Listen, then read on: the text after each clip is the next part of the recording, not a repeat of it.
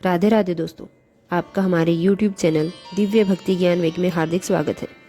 प्रिय भक्तों, आप सभी को श्रावण मास के शुक्ल पक्ष की पुत्रदा एकादशी की हार्दिक शुभकामनाएं। सावन के महीने के शुक्ल पक्ष के पुत्रदा एकादशी सभी मनोकामनाओं को पूर्ण करने वाली और विशेष रूप से निःसंतान दंपतियों के लिए तो यह एक प्रकार से वरदान है। यह वो एकादशी है जो मनुष्य को संतान देती है, पुत्र की प्राप्ति कराती है। तो कैसे करेंगे इस एकादशी का व्रत? पद्म पुराण में इसके विषय में क्या लिखा है? क्या वर्णन आता है कि ऐसा व्रत कैसे करना चाहिए? शास्त्र क्या कहते हैं? इसका नियम क्या है? किस विधि से इस व्रत को करना चाहिए कि सारी मनोकामनाएं पूर्ण हो? निसंतान दंपति को विशेष रूप से यह व्रत कैसे करना चाहिए जो इस दिन सर्वाधिक प्रभावशाली हो? इस व्रत को करने मात्र से ही संतान की प्राप्ति हो जाती है। इस व्रत की क्या विधि है, क्या नियम है, क्या मुहूर्त और क्या भोग? क्या इस व्रत में करने के लिए मंत्र का उपयोग किया जाता है? इस वीडियो के माध्यम से मैं आपको सब कुछ बताने जा रही हूँ। कृपया इस वीडियो को अधिक से अधिक शेयर करें ताकि सभी को इस व्रत का लाभ मिल सके और सबके जीवन में खुशियाँ आ सके। प्रिय भक्तों, एकादशी यूं तो महीने में 2 बार आती है और प्रत्येक एकादशी का अपना अलग महत्व और महिमा होती है। जैसे उसकी महिमा अलग होती है वैसे ही हर एकादशी के व्रत और नियम भी अलग होते हैं, कुछ विधान भी अलग होते हैं। इसलिए प्रत्येक एकादशी की जानकारी को ध्यान से सुनना चाहिए। छोटी छोटी गलतियां आपके पुण्य को क्षीण कर सकती है। पुराणों में इसका वर्णन आता है। जैसे एकादशी के व्रत को करने से पुण्य सर्वाधिक मिलता है, उसी प्रकार से एकादशी का व्रत भी उतना ही कठिन और उतना ही अधिक नियमों को पालन करने वाला होता है। एकादशी के व्रत को यदि नियमों का पालन करते हुए ना किया जाए तो पुण्य नाश हो जाते हैं। एकादशी का व्रत आप जानते हैं कि पुण्यता खंडित ना हो कि उसका पुण्य धीरे धीरे क्षीण होता चला जाता है। और क्या क्या त्रुटियां आप कर रहे हैं, और कुछ त्रुटियां ऐसी होती है जो आपके पूरे व्रत का नाश कर देती है। इस एकादशी के विषय में जानते हैं जो श्रावण मास के शुक्ल पक्ष की एकादशी है। इस एकादशी की महिमा संक्षेप में बताएं तो इतना ही अधिक है कि प्राचीन काल में भगवान श्री कृष्ण से युधिष्ठिर ने पूछा कि प्रभु, इस एकादशी की क्या महिमा है? इसको करने से किसको और क्या फल मिलता है? पद्म पुराण में जो वर्णन आता है, भगवान श्री कृष्ण स्वयं कहते हैं कि राजन, यह एकादशी सभी मनोरथों को सिद्ध करने वाली है। इसमें एक प्राचीन राजा का वक्तव्य है। श्री कृष्ण जी कहते हैं कि वह बड़ा ही धर्मात्मा राजा था, अपने प्रजा को अपनी संतान की भांति पालता था, कोई अनुचित कर्म नहीं करता था, पर उसकी कोई संतान नहीं थी, इसलिए वह बड़ा दुखी था। उसने प्रजा से भी कहा कि भाई, मुझे समझ नहीं आ रहा कि मैंने कभी कोई अनुचित कर्म नहीं किया, किसी को दंड नहीं दिया, मैंने सदा उत्तम देखभाल की सबकी, फिर भी यह क्यों? तभी नशी लोमस के पास वह सब पहुंचते और नशी लोमस श्री त्रिकालदर्शी नसी हुए हैं। उनके सामने सारा वृतांत रखा और राजा ने कुछ गलत काम किया ही नहीं। इतना धर्मात्मा राजा है, फिर भी उसको यह दंड क्यों? ध्यान लगा के तो पता चला कि पिछले जन्म में राजा से एक त्रुटि हुई थी। उस त्रुटि के कारण ही इस जन्म में उसे निसंतान का योग मिला है। उसका निवारण क्या करे? इसके लिए दासी कहती है कि वह उसका महा उपाय बताएगी। श्रावण मास के शुक्ल पक्ष की एकादशी पुत्रदा एकादशी के नाम से जानी जाती है, और यदि तुम इस व्रत को निश्चित रूप से करोगे तो तुम्हें पुत्र की प्राप्ति अवश्य होगी। इस व्रत को करने से तुम्हें पुत्र उत्पन्न होगा और योग्य पुत्र उत्पन्न होगा। तब राजा के द्वारा यह व्रत विधि विधान से किया गया और उसके परिणाम स्वरूप राजा को पुत्र रत्न की प्राप्ति हुई, वरिष्ठ पुत्र प्राप्त हुआ। तो भगवान कृष्ण कहते हैं कि हे राजन, तभी से यह व्रत प्रचलित हुआ जिसे दशी लोमस के द्वारा इस सृष्टि में प्रतिपादित किया गया था।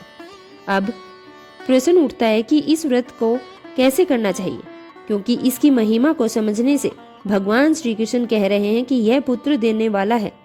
इसलिए इस व्रत को करने से पहले कुछ नियमों को ध्यान करना चाहिए। एकादशी का व्रत 3 दिवसीय विधान होता है।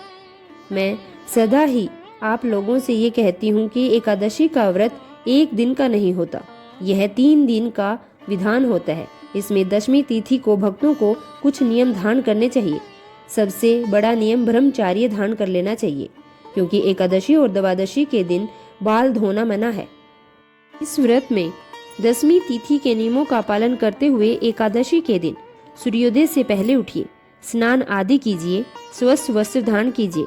इस दिन का जो प्रातःकाल का स्नान है वह प्रिय भक्तों बड़ा ही कल्याणकारी है, इसलिए मैं कहती हूँ कि सूर्योदय से पहले स्नान कीजिए। देखिए, इस दिन सूर्योदय का समय 5:58 से शुरू हो जाएगा और यह अपने अपने शहर के अनुसार होगा।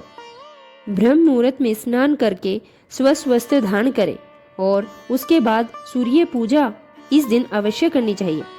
सूर्य भगवान को जल तो अवश्य ही देना ही चाहिए। तदुपरांत पूजा में विशेष रूप से भगवान नारायण की पूजा करेंगे, एकादशी की पूजा करेंगे। फिर एक चौकी लगाइएगा और चौकी पर वस्त्र बिछाइएगा। भगवान की प्रतिमा या तस्वीर जो आपके पास है उसे रखिएगा। उनके सामने घी का दिया सीधे हाथ की ओर और विपरीत दिशा में धूप जलाकर भगवान की स्थापना कर लीजिएगा। अब मैं आपको बाकी सामग्री बता देती हूँ। आपको इसमें क्या क्या सामग्री की आवश्यकता होगी। देखिए, रोली, मोली, पान, सुपारी, लौंग, इलायची, धूप, दीप, नवेद, इत्र, गंगाजल, ये सारी सामग्री है। इन सारी सामग्री को एकत्रित कीजिएगा। जो आपका पूजा स्थल है वहां पर आसन बिछाइएगा और बैठ जाइएगा। भगवान की स्थापना आपने कर ली है। अब एक लोटा लीजिएगा तांबे का। पहले थोड़ा सा गंगाजल भरिए, फिर शुद्ध जल भरिए और उस जल के द्वारा उस स्थान का शुद्ध अधिकरण कीजिए। सामग्री का पवित्रकरण कीजिए, क्योंकि भगवान को अर्पित करने से पहले यह सामग्री शुद्ध करनी चाहिए। इसके बाद आप धूप और दीप जलाइएगा और अब आप व्रत के पूजन और उसका संकल्प लीजिएगा। संकल्प करने के लिए अपने सीधे हाथ पर जल लीजिएगा, पुष्प लीजिएगा, दक्षिणा जो भी आप रखना चाहे रख सकते हैं। 3 बार बोले ओम श्री विष्णु, ओम श्री विष्णु, ओम श्री विष्णु। अब हम बात करते हैं सावन पुत्रदा एकादशी का व्रत कब रखा जाएगा।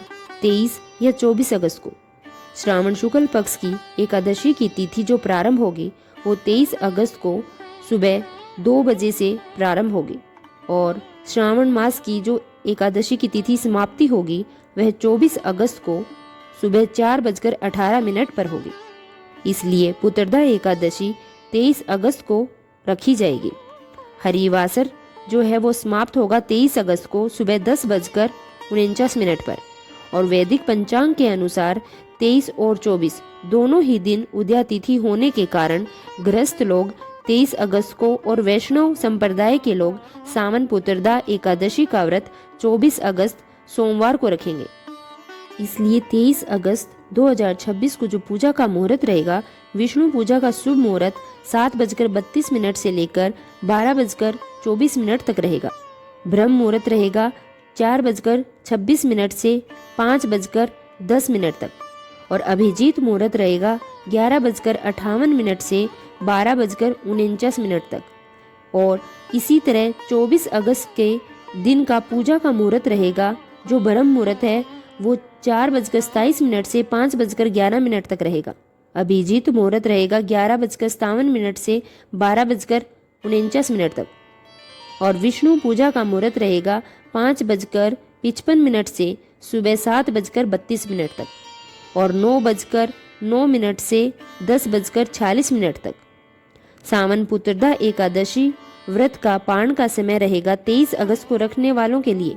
इसका पारण समय रहेगा 24 अगस्त को दोपहर 1:41 से शाम 4:16 तक और जो 24 अगस्त को व्रत रखने वाले हैं उनका पारण समय रहेगा 25 अगस्त को सुबह 5:55 से 6:20 तक।